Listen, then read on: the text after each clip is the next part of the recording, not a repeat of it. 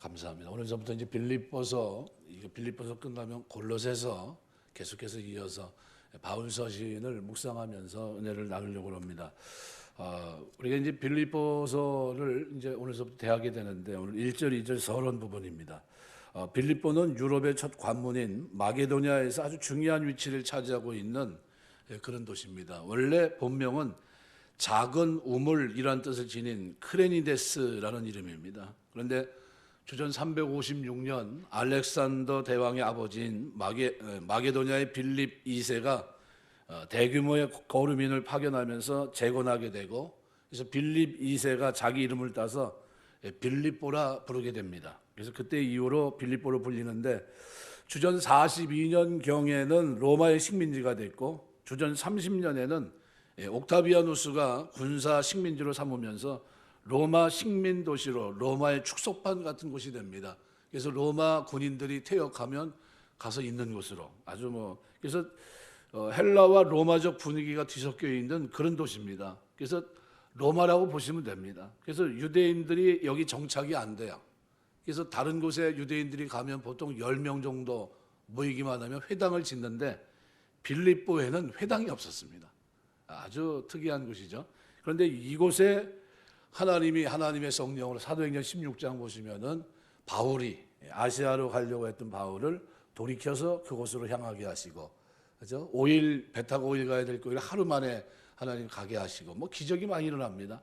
그러면서 가서도 기적이 일어나고, 그래서 어떻게 해요? 완전히 변화되는 역사들이 나타납니다. 그래서 바울이 1차 로마 감옥에 투옥되었을 당시가 AD 한 61년부터 63년 정도 되는데, 이때 빌립보에 보낸 서신으로 봅니다. 성도들이 생활 현장에서 만나게 되는 아주 보편적인 주제를 다루고 있어요. 그래서 1장 1절부터 11절까지는 도입 부분입니다. 도입 부분. 그다음 본론은 4장 20절까지예요. 그래서 1장 12절에서 4장 20절, 결론은 4장 21절에서 23절 결론부입니다.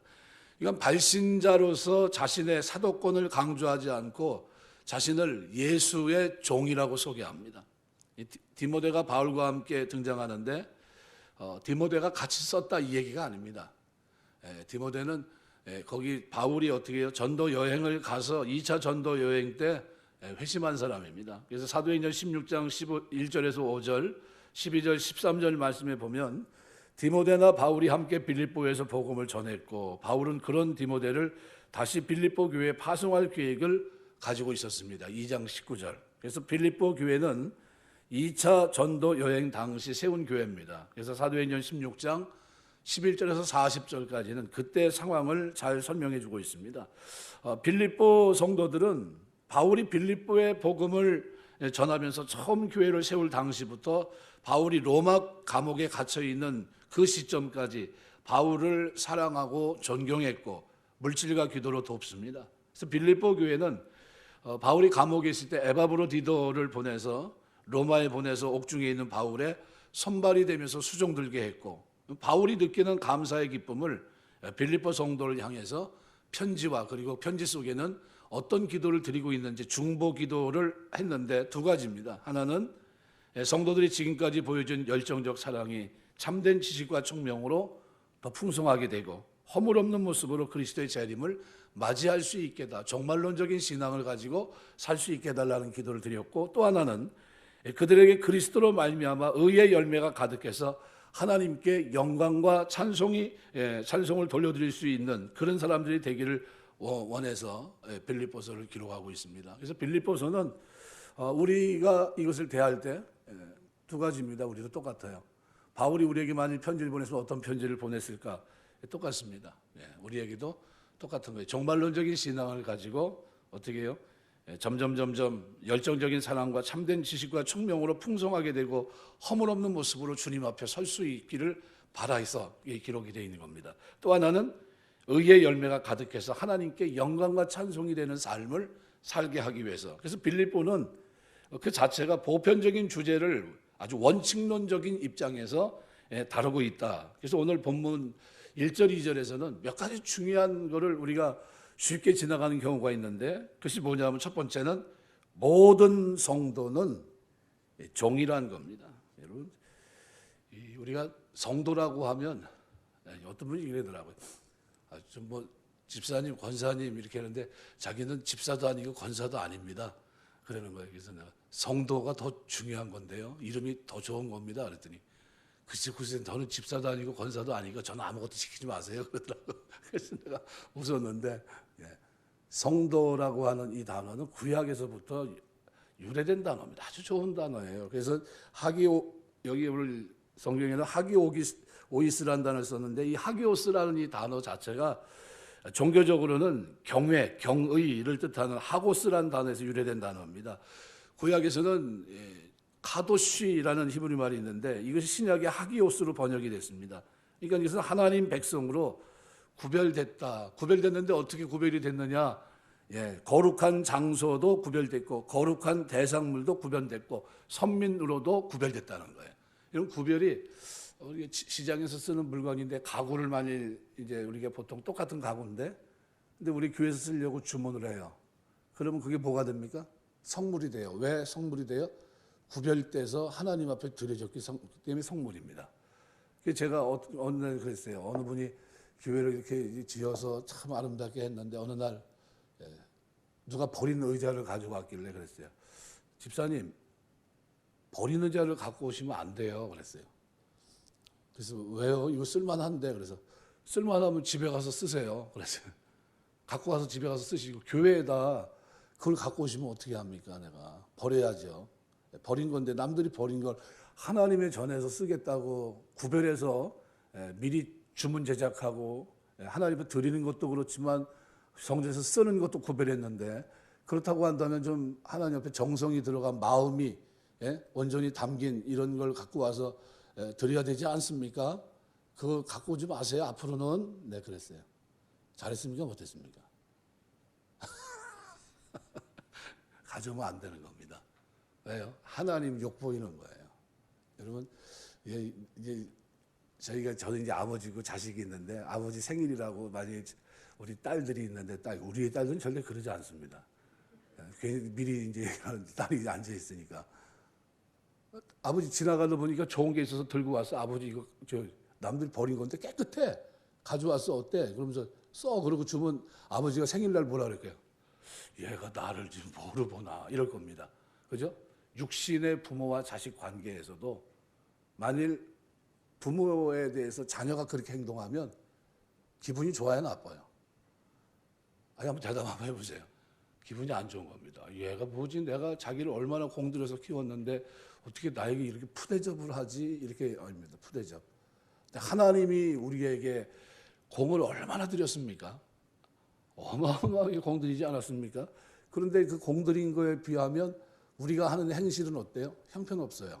여러분 얼마나 공을 들였는지 베드로서에 보면요. 베드로서 1장에 보시면은 똑같이 사도 베드로가 인사말을 쓰는데 이렇게 얘기합니다. 예수 그리스도의 사도 베드로는 본도, 갈라디아, 갑바도기아, 아시아와 비두니아에 흩어진 나그네 곧 하나님 아버지의 미리 하심을 따라 성령의 거룩하게 하심으로 순종함과 예수 그리스도의 핏부름을 얻기 위하여 택하심을 받은 자들에게 편지하노니 은혜와 평강이 너희에게 더욱 많을지어다. 똑같은 인사말인데요. 그 인사말을 베드로전서 인사말을 쭉 보시면요. 뭐가 있습니까? 성도가 누구냐를 정의해 줍니다. 성도가 누구냐? 하나님 아버지께서 어떻게 해요? 미리 아신 사람이다. 하나님이 여러분을 미리 아신 사람인 줄 믿습니다. 그리고 두 번째는 뭐예요? 성령의 거룩해 하심으로 순종하게 된 사람이다 하는 거예요. 뭘 순종합니까? 하나님의 성령을 따라 행하는 사람이 됐다는 거예요. 성령의 열매를 맺는 사람이 됐다는 겁니다. 하나님 말씀을 행하는 사람이 됐다는 겁니다. 대단하지 않습니까? 이게 하나님의 선택이에요. 성부, 성자, 성령인데 그러면 성자 예수님 뭐 했습니까? 예수님의 핏부림을 얻기 위해 택하심을 입은 자들 이렇게 변합니다. 그럼 우리 성도라고 하는 여러분 우리 전체가 하나님 앞에 성삼위 하나님의 구원의 은총을 입은 사람이라는 거예요.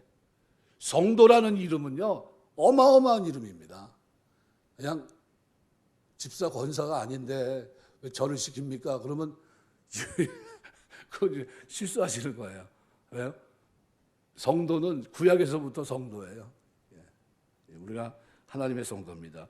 다른 말로 하면 하나님의 은혜로 구별된 사람이라는 거예요. 하나님의 은혜로, 철저하게 은혜로 누구에게 계세요? 성부, 성자, 성령에 의해서 구별된 겁니다. 그러니까 그 삶이 선명하게 드러내야 될 사람들이 성도예요. 그러니까 성도는 이름만 허울만 좋은 게 성도가 아닙니다. 성도는 뭐까지 돼 있어요? 하나님을 아시는, 하나님이 아는 사람이고, 또 어떻게 해요? 성령 말씀 안에서 순종하는 사람이고, 그리스도의 구속, 핏부림을 경험한 사람, 하나님의 택하심을 입은 사람들입니다. 이게 성도예요. 그래서 신약에서는 하나님께 바쳐진 신성한 곳, 신성한 부분, 거룩한 사람의 의미의 어떤 성도를 지칭하는 말로 하기오스라는 단어가 쓰입니다. 그래서 신약 시대 예수 그리스도를 믿는 모든 자들은 구약 이스라엘에 계승한 영적 이스라엘로 신약 선민입니다. 그래서 베드로전서 2장 9절 10절 말씀에는 뭐라고 얘기합니까? 너희는 이거 베드로전서 2장 9절 10절인데 2장 16절이 나왔네. 왕 같은 제사장, 거룩한 백성이에요. 하나님의 자녀입니다, 우리가. 그러니까 그리스도와 영적으로 신비한 연합을 이루기 때문에 구별돼서 거룩한 무리가 되었다고 하는 그런 의미에서 성도예요. 누구와 연합했습니까? 신비한 그리스도와 영적으로 연합된 자, 죄에 대해서 죽고 의에 대해서는 산 자로 연합이 된 거예요. 그래서 성도는 믿음으로 그리스도와 연합된 자로 거룩한 삶을 살도록 부름받은 무리, 그들이 왜 성도입니다. 성도. 그럼 우리는 이 시대 누굽니까? 성도예요, 성도. 그래서 로마서 1장 7절이나 고린도서 1장 2절, 베드로전서 1장 16절, 마태복음 5장 8절, 디모데서 1장 15절, 디모데서 2장 22절. 우리가 다 누구예요? 성도예요, 성도. 그러니까 바울은 이러한 의미를 지닌 성도라는 용어를 통해서 감독과 집사 앞에 1차 수신자로 누굴 얘기합니까? 성도를 부르고 있는 거예요. 그러면 우리의 부름이 어떤 부름입니까? 성도로 불렀을 때 누가 아시는 게 삼위일체 하나님이 이미 아시는 자들, 예수님이 그들을 위해서 피를 뿌려 구속하신 사람들, 성령의 통제 속에서 어떻게 해요? 충만함 속에서 말씀 앞에 순종하고 성령을 따라 열매를 맺는 사람들, 이게 누구의 성도야? 그러면 내 삶을 한번 들어보세요. 나는 지금 어떻게 살고 있나? 나는 성도로서 성도답게 살고 있나? 하나님이 나를 위해서 이렇게 큰 은혜를 베풀으셨는데 나는 그 은혜에 부응하고 있는가? 그런 겁니다. 여러분, 우리가 하나님의 성도로 살게 되시길 주의 이름으로 축원합니다. 이렇게 부르신 거예요, 우리를. 아주 투자가 많이 됐습니다. 그래서 성부, 성자, 성령 하나님이 역사하셨기 때문에 시간상으로 따지면 언제입니까? 창세전서부터 지금까지예요. 하나님의 사랑을 논하면 창세전서부터예요. 길이가 어마어마한 길입니다. 깊이는 어때요? 어마어마한 깊이입니다. 그죠? 완전히 죽어야 될 걸 다 살려놨으니까. 죽은 걸 다 살렸어요. 허물과제로 죽은 걸 살려놨습니다. 구속하심으로. 넓이는 어떻습니까? 완전히 다 경건치 못한 자들, 죄인들, 원수된 자들을 다 살려놓은 거예요. 하나님의 사랑의 폭이 그렇게 넓어요. 구원받지 못할 사람이 없어요. 누구든지 회개하고 예수 믿으면 성령을 선물로 받는 거예요. 어마어마한 그 구원의 폭이 엄청납니다. 구원의 사랑도 어마어마한, 구원의 깊이도, 그 길이도, 높이는 어디까지요? 하늘 보좌 우편에까지 오르는 하나님의 영광에 참여하는 자가 되게 하신 거예요. 함께 후사가 되는 축복을 하나님이 누리게 하신 거예요. 그 사랑이, 그 하나님의 사랑이, 그 십자가의 사랑이, 장세전에 나를 아셨던 그 하나님의 놀라운 사랑이 지금도 꿈틀꿈틀대요. 그리고 성령, 죽은 그리스도를 살렸던 그 능력으로 그 성령께서 오늘 우리를 붙들고 어떻게 해요? 순종하게 하시는 거예요. 순종하게. 말씀 앞에 순종하게 하고 주의 뜻을 행하게 하시는 거예요. 이거 어마어마한 축복 아닙니까? 이게 성도예요. 성도가 가벼운 질문이 아니죠. 그래서 오늘 1장에서 그렇게 얘기합니다. 바울과 디모데는 그리스도의 위하는 빌립보에 사는 모든 성도, 이렇게 얘기합니다. 모든 성도. 이 모든 성도가 1차 수신자예요. 그리고 뭐라고 얘기하면 또한 감독들과 집사들에게 편지한다. 감독과 집사들, 그 뒤이어서 감독과 집사가 나오죠. 그래서 교회가 성장하는데 결정적인 역할을 하는 사람들이 누굽니까? 성도. 자기 정체성을 깨닫고 내가 어떻게 살아야 되는지를 안 그 사람들이 주체인데 그 일을 구체적으로 이뤄간 사람들이 누굽니까? 감독과 집사예요. 이 감독은 오늘날로 말하면 칼빈은 뭐라고 얘기하냐면 바로 장로님들과 말씀을 전하는 장로, 그죠? 치리하는 장로 이 둘을 얘기합니다. 그래서 오늘날로 보면 목사로 보면 됩니다. 목사와 장로. 그다음에 집사들 다 복수예요. 그러니까 지금 빌립보 교회가 처음에는 누구 등장합니까? 자주장사 루디아, 그다음에 또요 귀신 들렸던 여종, 간수, 그죠? 이렇게 해서 교회를 조그맣게 이뤘어요. 근데 지금은 어떤 상태가 됐어요? 모든 집사, 그다음에 누구예요? 오늘 본문에 보면 감독들, 집사들 이렇게 표현하고 있어요. 그러면 사람이 많아졌다는 겁니까? 어떻다는 거예요? 부흥했다는 거예요. 그럼 어느 정도 부흥했을까요? 큰 일을 할 수 있을 정도로 부흥합니다. 여기에는 회당도 없던 곳인데 성령이 역사하시고 이렇게 바꿔놓은 거예요. 그래서 나중에 뭐까지 합니까? 요즘으로 말하면 초대교회 이방인들의 선교 사역을 합니다. 바울이 선교하는데 선교하다 감옥에 갇혔는데 감옥에 갇힌 사람을 수종들기 위해서 에바브로디도를 보내서 수종들게 합니다. 요즘으로 말하면 우리 교회 이제 우리 김홍 전사가 이제 신대원 졸업하고 이제 이제 신학 다 마쳤으니까 이제 강도사 고시 보고 이제 선교사가 돼서 이제 인도로 가서 사역을 하는데 그러다가 이제 감옥에 갇혔어요. 근데 동탄제일교회에서 저기 최영민 전도사를 보내는 겁니다. 가서 저 누구야 김홍 전사 좀 도와주라고. 비용은 어디서 되고요? 교회에서 되고 그 얘기입니다. 교회에서 그걸 파송했어요. 그러면 교회가 헌신된 교회입니까 아닙니까? 아니, 대답 좀 해가면서 하세요. 마스크 쓰니까 그냥 대답도 안 하려고 그러고 헌신된 교회입니다. 제대로 가는 교회예요. 선교회 헌신된 교회입니다. 우리 교회의 꿈이 선교의 꿈을 이루는 교회예요. 그래서 아름답지 않습니까? 그런데 또 예루살렘 교회가 문제가 많이 있어서 어렵고 극한 가난 때문에 힘들었을 때는 또 어떻게 해요? 구제 헌금을 걷어가지고 또 그쪽에 보내줘요. 누가요? 빌립보 교회가. 그럼 빌립보 교회 감독과 집사들 모든 성도들이 어떤 사람입니까? 요즘으로 말하면 선교하는 교회 성도들이에요. 이 교회가 부흥됐습니까? 안 됐습니까? 부흥됐어요. 이 교회를 하나님이 쓰십니까? 안 쓰십니까? 쓰세요. 그래서 오늘 본문에 바로 그 얘기입니다. 그래서 초장의 그들은 어떻게 해요?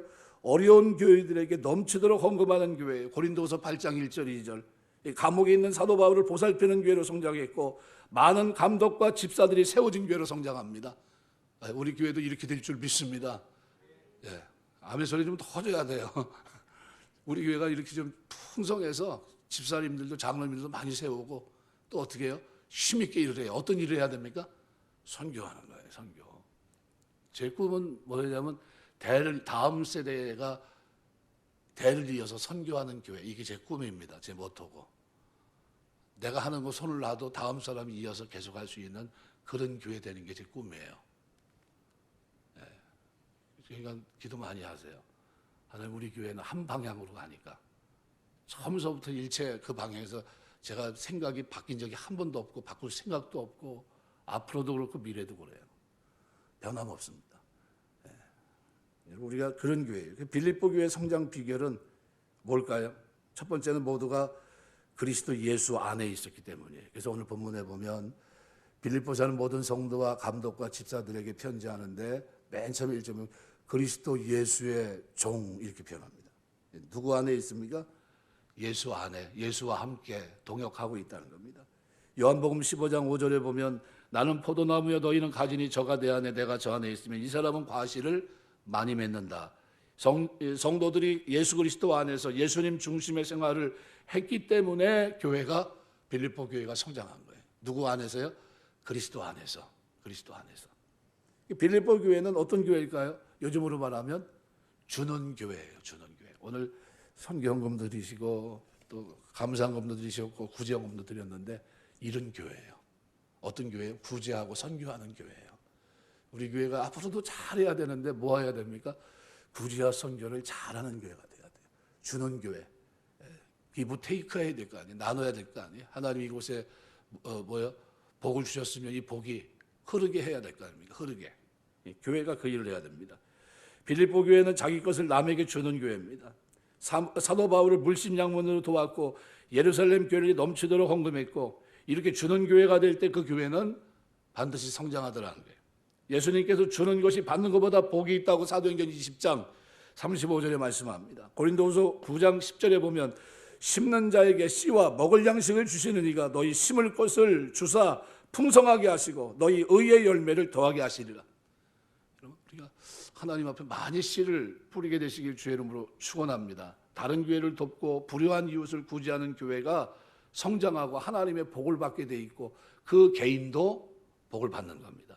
세 번째로 이 교회는 성장 비결이 뭐냐면 조직이 잘 갖춰진 교회예요. 우왕좌왕하지 않고 앞장서 일하는 사람들이 딱 세워져 있었어요. 어떻게 해요? 감독들과 집사들. 구약으로 말하면 누가 있습니까? 천부장, 백부장, 십부장을 세운 거예요. 이게 뭐 하자 그러면 누가 뭐해요? 그들이 모이는 거예요. 그들이 앞장서서 그 일을 합니다. 근데 앞에는 누가 있어요? 모든 성도, 감독들, 집사들. 그들이 어떻게 해요? 함께 같은 마음을 트고 그리스도 안에서 그 일을 감당하고 있다는 겁니다. 아주 조직이 잘 된 교회입니다. 예수 안에서 행하는 교회, 예수 안에서 주는 교회, 예수 안에서 잘 짜여진 교회예요.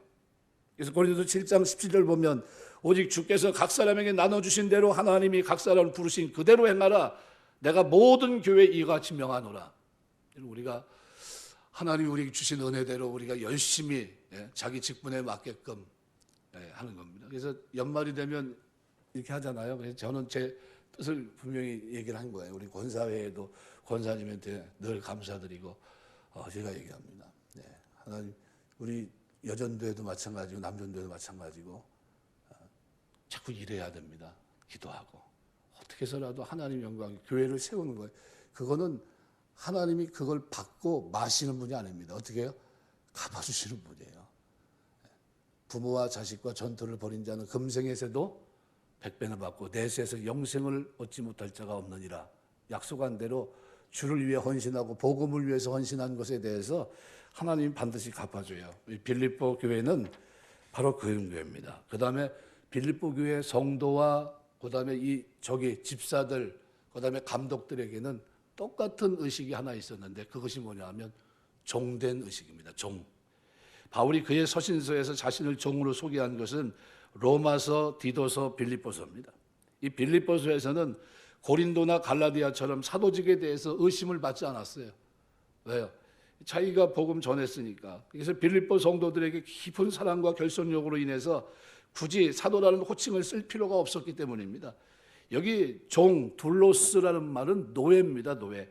바울은 로마 시민권을 갖고 있던 사람이기 때문에 노예가 뭔지 압니다. 종이 뭔지 알아요.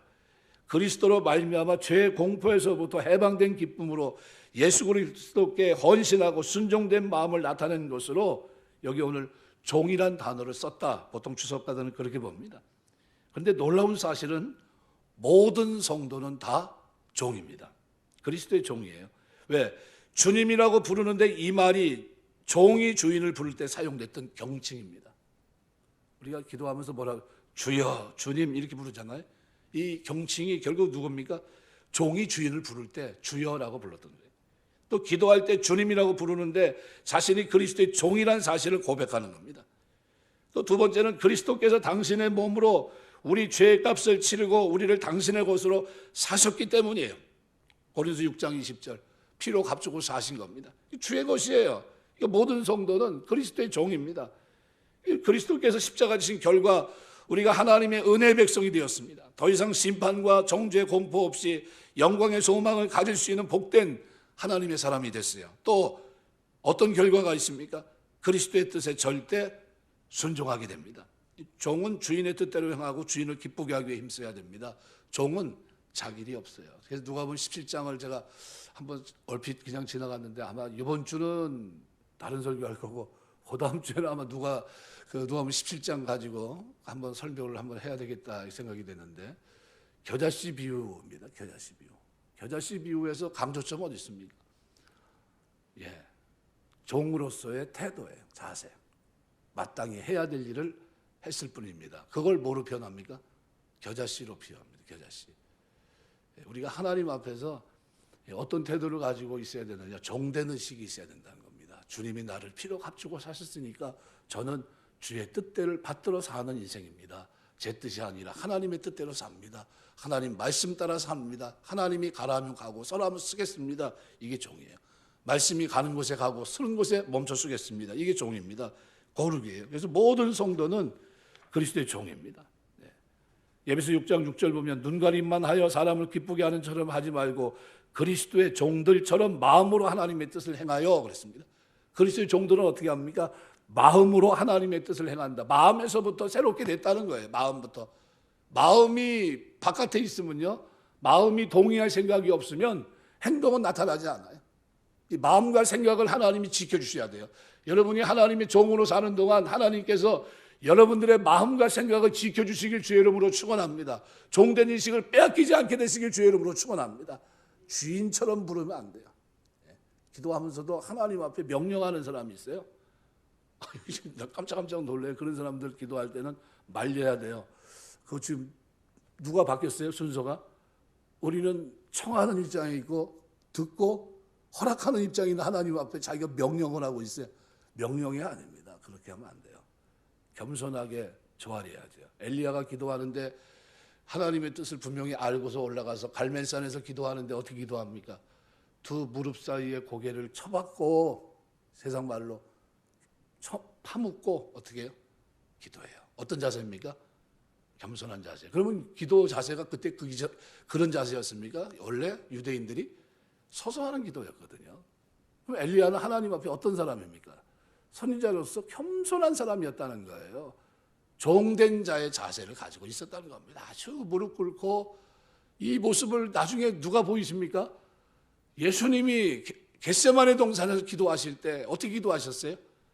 이렇게 기도하세요. 베드로는 어떻게 해요? 자고 있는데, 근데 예수님은 어떻게 해요? 땀방울이 떨어져 핏방울이 될 정도로 간절히 기도하시는데 무릎 사이에 뭐를 넣고요? 고개를 집어넣고 살아계신 하나님, 이 십자가 지고 가기 위해서 하나님 앞에 무릎 꿇고 기도하십니다. 겸손한 종이에요. 겸손의 종.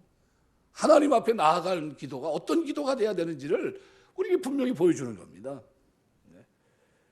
베드로전서 2장 16절 자유하나 그 자유로 악을 가리는 데 쓰지 말고 오직 하나님의 종과 같이 하라. 하나님의 종과 같이. 우리가 종이라는 의식을 잊지 말아야 돼요. 빌립보 교회는 모든 성도와 감독들과 집사들이 무슨 의식이 있었어요? 우리는 그리스도의 종이다. 한번 따라하세요. 우리는 그리스도의 종이다. 이 의식 가지고 사시길 주 이름으로 축원합니다. 이게 우리 정체성이에요. 너 왜 그렇게 사냐? 그러면 우리는 그리스도의 종이니까.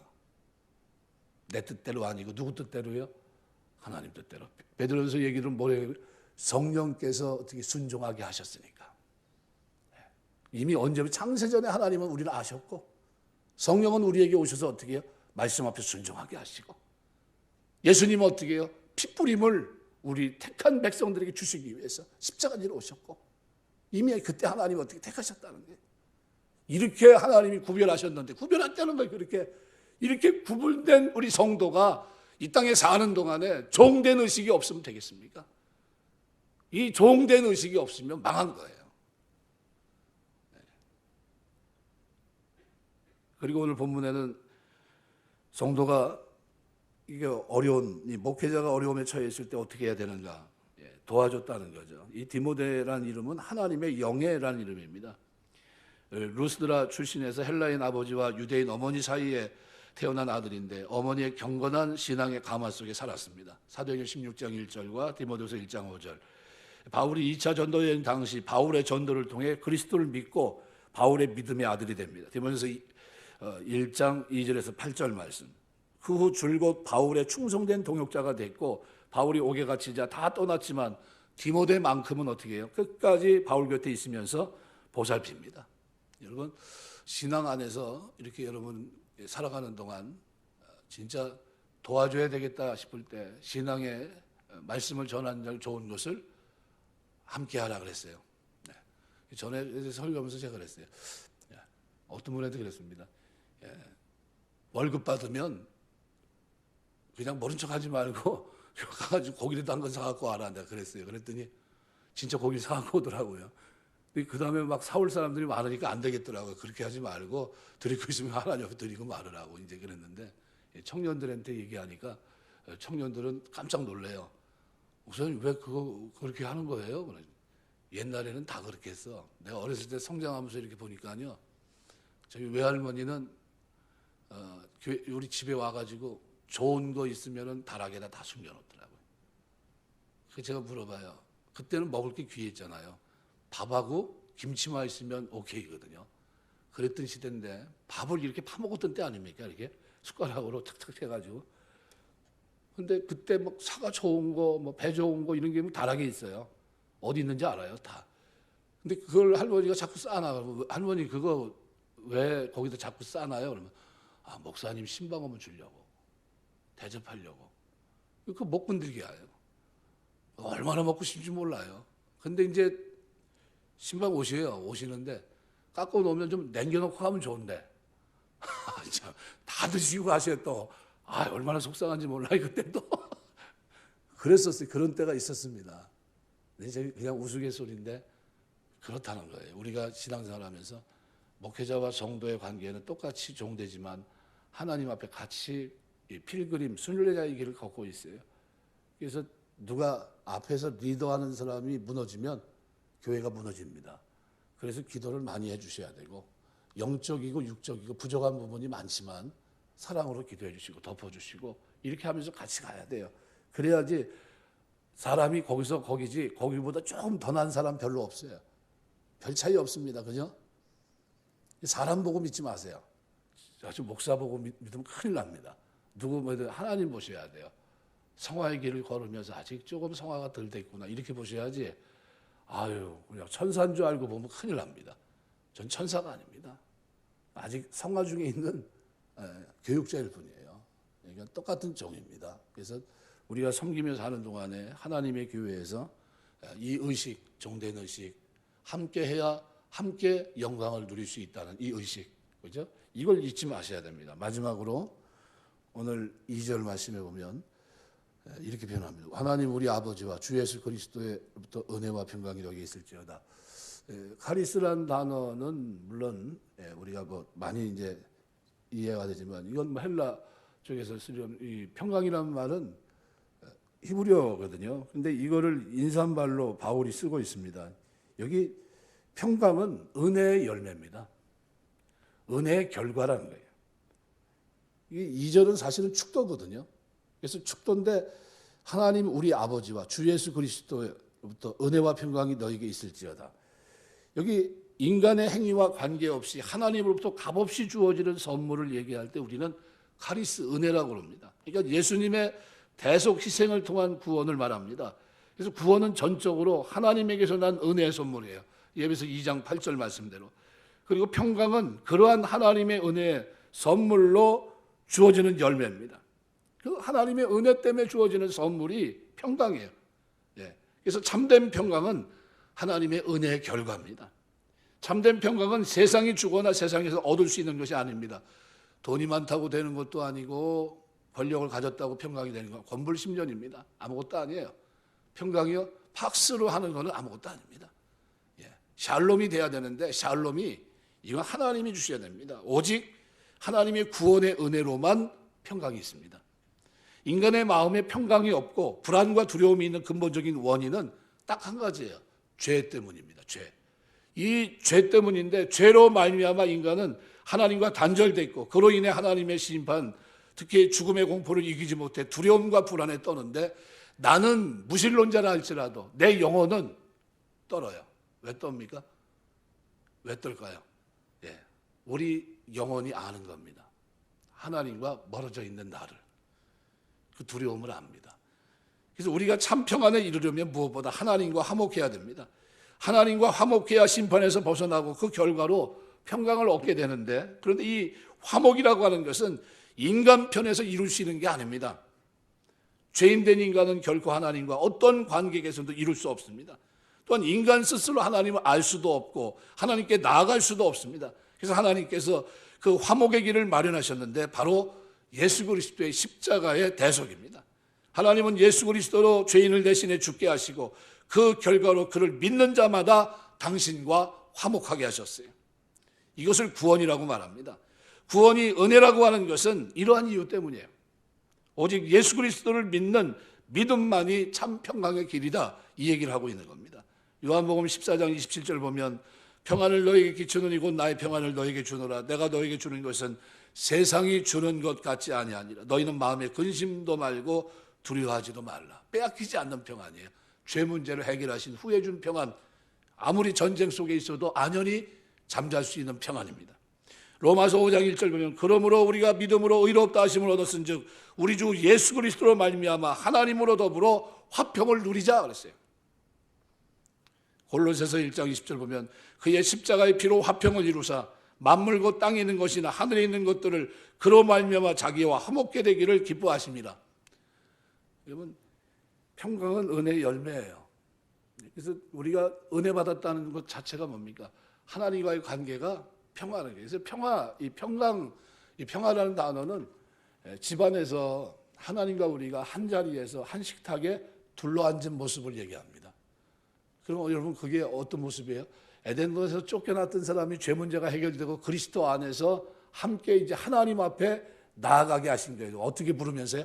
아버지 그러면서 나가게 된 거예요. 그리고 그 식탁에 앉아 있다 생각해 보세요. 평안이죠. 안도감. 이야, 다시 볼 겁니다. 여러분 아기들 이렇게 앉아 보세요. 막 울어요. 딴 사람이 잡아도 울고 막 그럽니다. 그런데 자기 어머니가 딱 잡으면 이렇게 얼굴 한번 쳐다봐요. 쳐다보고 가만히 있어요. 갑자기 고요해집니다. 왜요? 안심되니까. 예수 그리스도 안에서 구속받은 하나님 믿음으로 의롭다는 영을 받고 하나님과 화목된 자가 되는 거예요. 뺏깁니까? 안 뺏깁니까? 뺏기지 않아요. 이 출발 모든 것이 다 은혜로 됐기 때문이에요. 빼앗기지 않은 겁니다. 조금 죄지면 은혜에서 멀어집니까? 그런 문제가 아니에요. 주께서 우리를 구속하신 겁니다. 그래서 전적 타락 속에 있는 우리는 하나님의 은혜가 아니고서 하나님께 갈 방법이 없어요. 로마서 5장은 그래서 뭐라 우리가 구원받은 것이 언제요? 경건치 아니했을 때, 원수 되었을 때, 죄인 되었을 때, 그때 하나님께서 십자가를 통해 우리를 구원하신 겁니다. 여러분, 그래서 오늘 본문의 내용들을 쭉 묵상했는데 포인트는 어디 있습니까? 모든 집사에 있어요. 집사. 디아코노스라는 단어. 헬라인에게 있어서 공동체 언제 쓰였냐면 공동체 복지에 관련된 임무, 책임 있는 사람들을 집사라고 불렀습니다. 신전과 관계된 일에 종사하는 사람도 집사라고 불렀고 70인역에서는 왕에게 충고하는 사람들 또는 왕의 경원을 가리킬 때도 집사라는 단어를 썼습니다. 신약에서는 섬기는 자, 종이란 뜻으로 쓰였고 교회 생활과 관련된 직무에 책임이 있었고 대표 업무는 사도행전 6장 1절에서 6절 구제하는 업무였습니다. 그 후에 이 직분은 신령한 봉사를 가리키는 데도 썼고 바울은 자신에 대해서 디아코노스라는 용어를 직접 쓰기도 합니다. 에베소 3장 7절. 그러니까 이 디아코노스라는 단어의 중심적인 의미는 물질이 됐든 복음이 됐든 봉사와 섬김에 있다는 것을 우리가 볼 수 있는 겁니다. 그래서 교회 성장의 올바른 성장이 매우 중요한데 진짜 중요한 건 누가 중요합니까? 우리 자세가 중요한 겁니다. 이 교회 말씀 맺겠습니다. 우리가 누구예요? 거룩한 집사들입니다. 집사 또 성도 또 감독들입니다. 이 사람들이 어떻게 해요? 같은 마음 같은 생각 그리스도 안에서 함께 똑같은 생각을 해야 하는데 어떤 생각을 해야 됩니까? 약한 자를 돌아보고 하나님 일을 해야 되겠다는 그런 생각을 가지고 나가면 하나님이 이 공동체를 세우시고 쓰시고 열매를 맺게 하십니다. 빌립보 교회는 그런 교회였습니다. 우리 동탄제일교회도 그런 교회, 그런 성도, 그런 집사님들, 우리 권사님들, 우리 장로님들 되시길 주의 이름으로 축원합니다. 그래서 종된 의식을 잃어버리지 말아야 돼요. 내가 누구냐? 주께서 피로 값주고 산 하나님의 종이다. 나는 그래서 종입니다. 우리가 종된 것을 자랑하는 거예요. 바울이 내가 그리스도의 종된 것, 그걸 자랑하지 않습니까? 왜요? 그렇게 지체가 높고 배운 걸 많이 배운 사람이 그 종이 뭔지 모르는 게 아니잖아요. 나는 이제는 내 뜻대로 살지 않고 누구요? 하나님 말씀 앞에 순종하고 하나님의 뜻을 행하는 종으로 살겠다, 이런 의미입니다. 우리가 살아가는 동안 오늘 하나님의 교회에서 참으로 성도로, 집사로, 감독으로 진짜 섬기며 종된 의식을 가지고 하나님의 기대에 부응하는 아름다운 생애를 살아갈 수 있는 저와 여러분 되시길 주의 이름으로 축원합니다. 기도하겠습니다.